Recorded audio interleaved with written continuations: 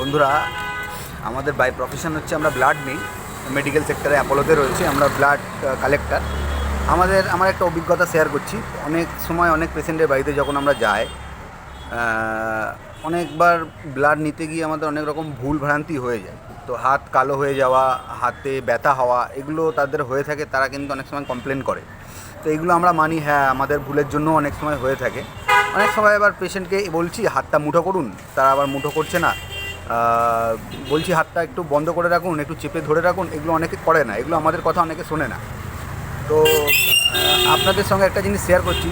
শুধু নর্মাল সাধারণ মানুষেরই যে ব্লাড হাতে জমে যায় বা ব্লাড নিতে গিয়ে হাতে প্রবলেম হয়, ব্লাড নিতে গিয়ে ব্যথা হয়, এরকম নয়।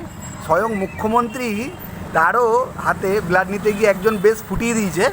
সে মুখ্যমন্ত্রী নিজেই, আমাদের মমতা ব্যানার্জি আমাদের নিজেই সেই জিনিসটাকে শেয়ার করতে, এবং এসএসকেএমের মতো জায়গায় এরকম হয়েছে।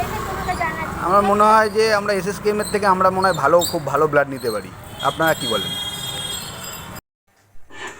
আমি পিজিতে তো একবার করেছিলাম, এমন জোরে ব্লাড নিয়েছে যে আমার পুরো সারাটা হাত কালো হয়ে গিয়েছিল এতটা। সেই ভয়ে আমি আর এখানে ব্লাড টেস্ট করতে আসিনি।